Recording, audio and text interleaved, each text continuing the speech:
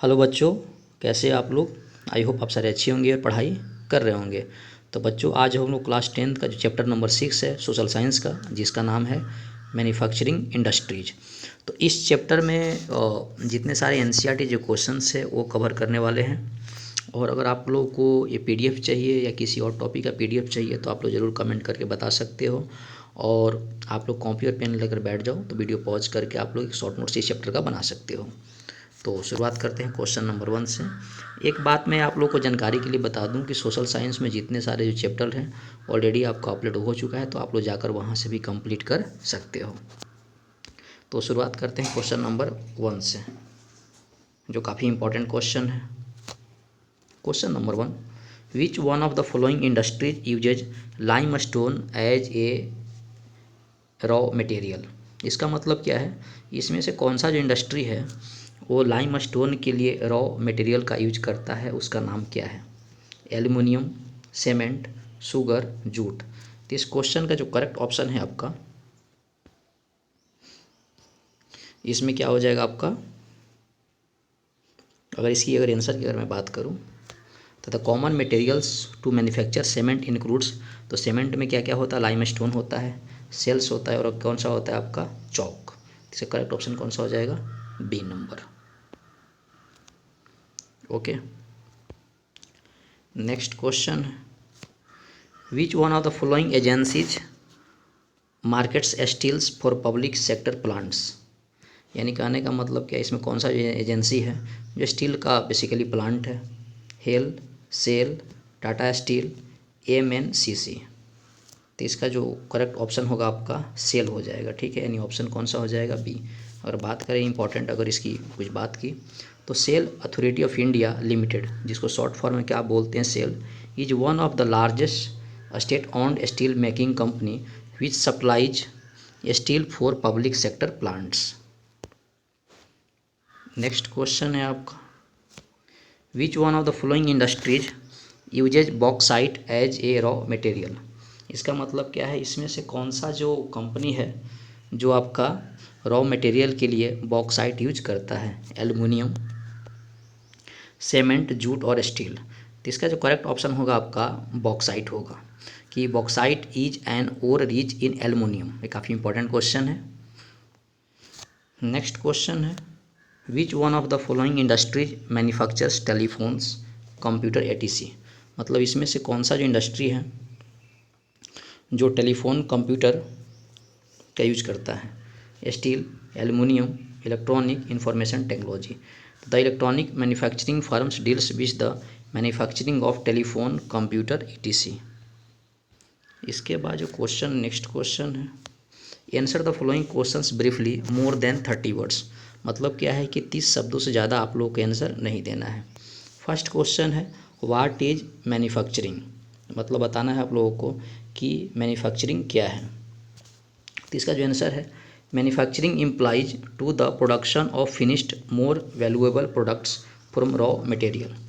Manufacturing का मतलब क्या है कि आपका है ना, कि जो मोर मतलब ज़्यादा कीमत की जो वैल्यूएबल है प्रोडक्ट बनाती है, किससे, रॉ मटेरियल से।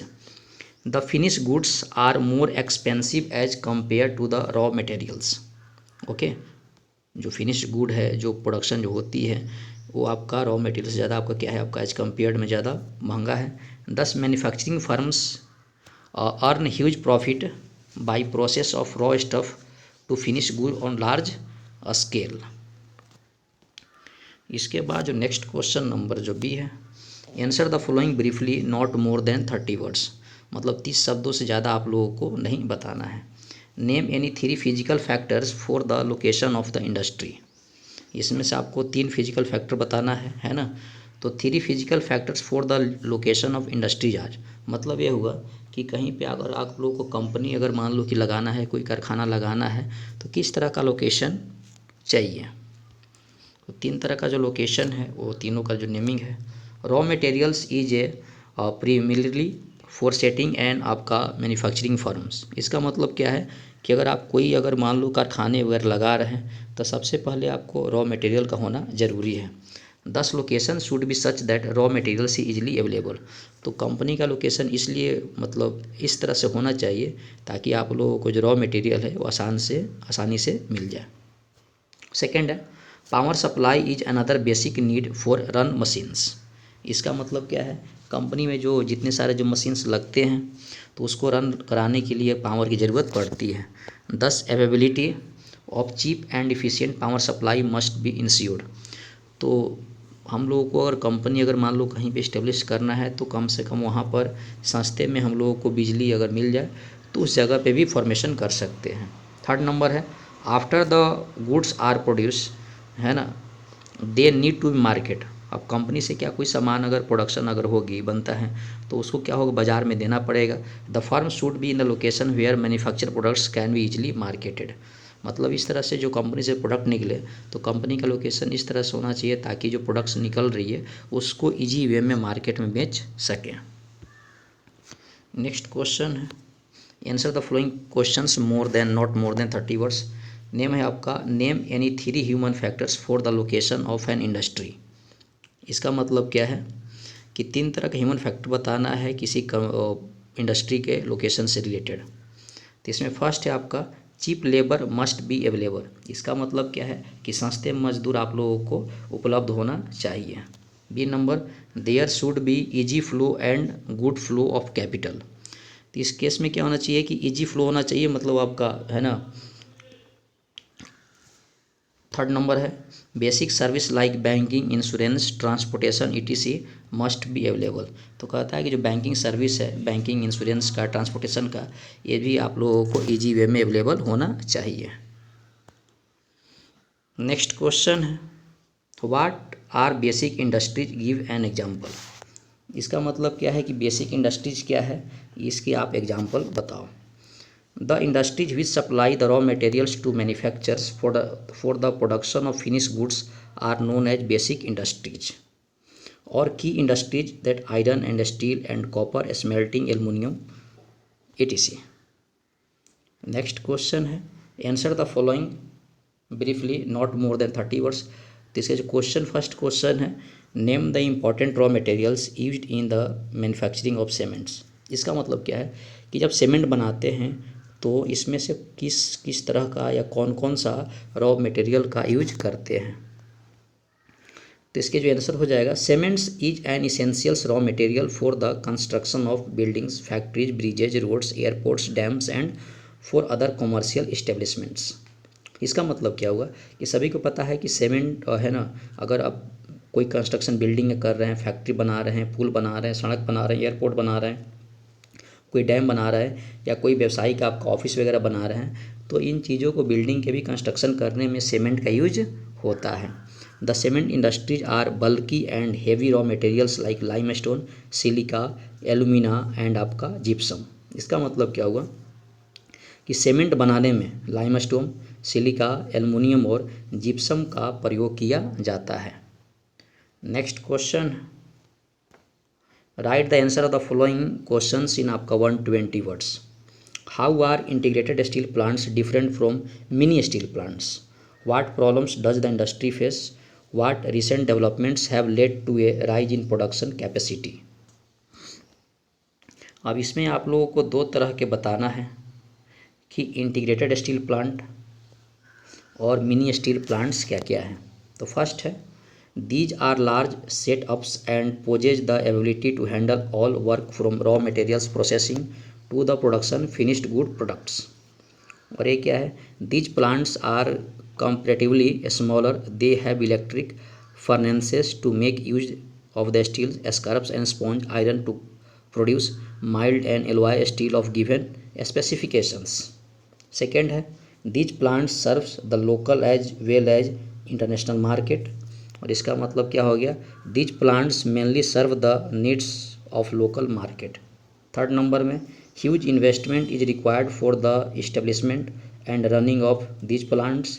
एंड आपका थर्ड नंबर में less investment is required for the setting up and running mini plants। Fourth number में India has 10 integrated steel plants located in various parts of the country. और इसका है more than 400 steel plants are present in India. अब ये आप लोगों को, इसको भी आप लोगों को वीडियो पॉज करके आप लोगों को नोट डाउन कर लेना है। ओके, अब next question, write the answer of the following questions in 120 words, मतलब 120 शब्दों में आपको लिखना है। क्वेश्चंस क्या है, how do industries pollute the environment, इसका मतलब क्या है कि जो कंपनी वगैरह है वो किस तरह से पर्यावरण को प्रदूषित करता है।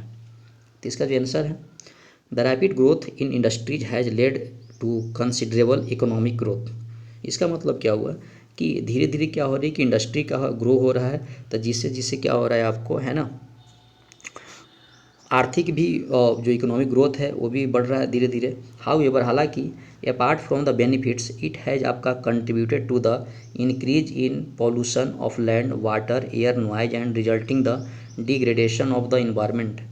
तो इसका मतलब ये हुआ कि जैसे जैसे इंडस्ट्री बढ़ रही है इकोनॉमिक ग्रोथ भी बढ़ रहा है, लेकिन इसके एवज में जो हम लोग धीरे धीरे क्या हो रहा है कि, है ना, ज़मीन पे प्रदूषण बढ़ रही है, वाटर पोल्यूशन हो रहा है, एयर पोल्यूशन हो रहा है, क्योंकि obvious सी बात है कंपनी का फॉर्मेशन होता है, उससे गैस वगैरह निकलती है जो एयर को पोल्यूट करती है, उससे जो वेस्ट निकलते हैं वो नदी के पानी में मिलते हैं तो वाटर पोल्यूशन होता है, नॉइज पोल्यूशन होता है, कंपनी चलती है, बड़ी बड़ी मशीन चलती है, तो जिसकी वजह से क्या होती है, नॉइज पोल्यूशन होता है। इससे क्या होता है कि धीरे धीरे वो इन्वायरमेंट का, है ना, धीरे धीरे उसका जो है वो क्या होगा आपका, धीरे धीरे घट रहा है। Industries contributed to the following types of pollution, अब इसके वजह से क्या हुआ कि धीरे धीरे इस तरह का पॉल्यूशन हुआ।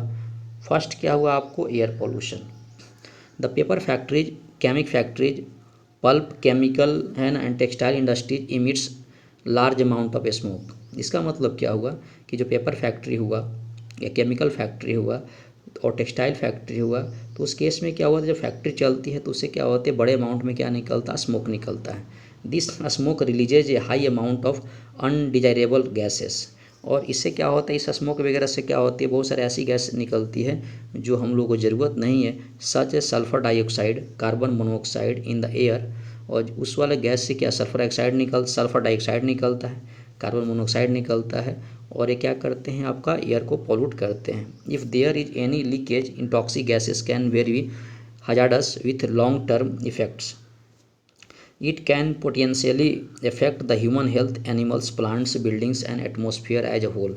और ये जो गैसेज निकलती हैं, सल्फर डाइऑक्साइड, कार्बन मोनोऑक्साइड, ये क्या करती हैं, है ना, ह्यूमन हेल्थ को, जानवर को, प्लांट को, ये सबको क्या करती हैं, इफेक्ट करती हैं।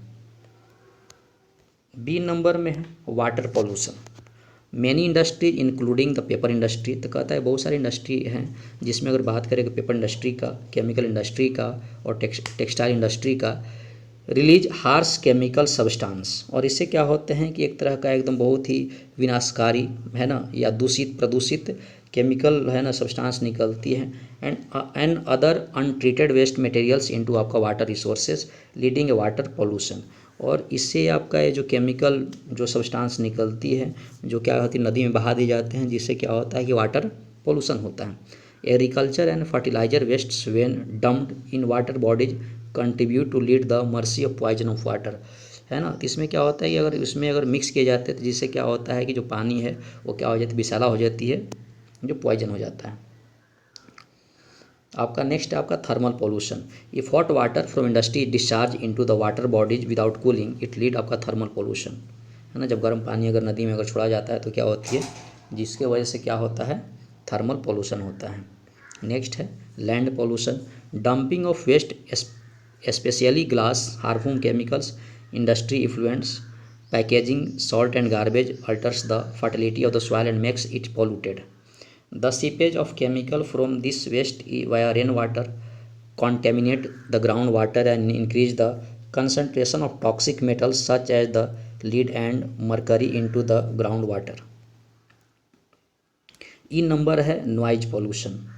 नॉइज पोल्यूशन का मतलब क्या है, industry and construction activities, machinery, factory equipments, generators, electric drills etc contribute and noise pollution. इसका मतलब क्या हुआ कि जैसे बड़े बड़े कंपनी में जो जनरेटर वगैरह चलते हैं, इलेक्ट्रिक ड्रिल चलती हैं, इससे क्या होती है, नॉइज पोल्यूशन होती है। Noise pollution tends to cause irritation and आपका एंगर, तो कहता है कि नॉइज पोल्यूशन की वजह से क्या होती है, आपका इरिटेशन होती है और गुस्सा भी आता है। It affects are more harmful in people suffering from high BP, है ना।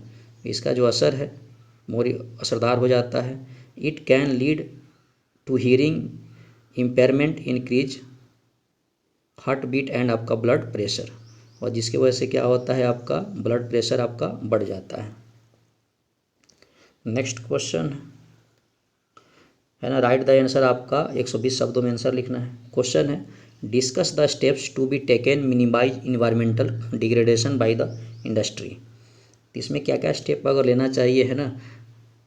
तो फर्स्ट स्टेप है आपका reuse water and recycle water to minimize wastage. तो कहता है कि आपको वाटर रिसाइकल करना पड़ेगा ताकि आपका वेस्टेज का कम हो। Rain water harvesting must be promoted. Okay. Third है आपका रिप्लेस कोल विथ आपका oil gases and reduce of emission of smoke. तो कोयले की जगह पे आप लोगों को गैस यूज करनी चाहिए। नेक्स्ट है आपका fix generators with silencers to reduce noise pollution. अब ये आपका क्वेश्चंस आपको एक्टिविटी दिया गया है आप लोगों को, है ना, और एक्टिविटी में आप लोगों को मैच करना है। तो इसका जो फर्स्ट का answer power is the basic requirement to run machines in any industrial setup. Worker के बारे में लिखना है, मार्केट के बारे में लिखना है, रिटेलर के बारे में लिखना है, प्रोडक्ट के बारे में लिखना है, मैन्युफैक्चर के बारे में लिखना है, पोल्यूशन के बारे में लिखना है। और इसके बाद ये क्वेश्चन नंबर 2 जो है, जो पजल है तो पजल के बारे में ये आप लोगों को पजल मैच करना है। एक क्वेश्चन दिया है आपको बुक में, और इसका जो प्रॉपर जो आंसर है आपका प्रॉपर आंसर ए है। आप लोग इसको वीडियो पॉज करके एक प्रॉपर अपना पजल आप तैयार कर सकते हो। और इसके जो नीचे आपको इसका आंसर दिया रहेगा आप लोगों को। ये क्वेश्चन आपका प्रोजेक्ट वर्क है, तो इसको आप लोगों को पढ़ना है और अपने अकॉर्डिंग आपका ये प्रोजेक्ट तैयार कर लेना है। ओके। तो बच्चों इस वीडियो में हम लोगों ने कवर किए इम्पॉर्टेंट क्वेश्चंस मैन्युफैक्चरिंग इंडस्ट्रीज का। आई होप आपको ये वीडियो पसंद आया होगा। तो पसंद आया तो लाइक सब्सक्राइब शेयर करें ताकि मुझे मोटिवेशन मिले और आप लोगों के लिए मैं ऐसी वीडियो बनाता रहूं। तो पढ़ाई करते रहें। All the very best. Thank you.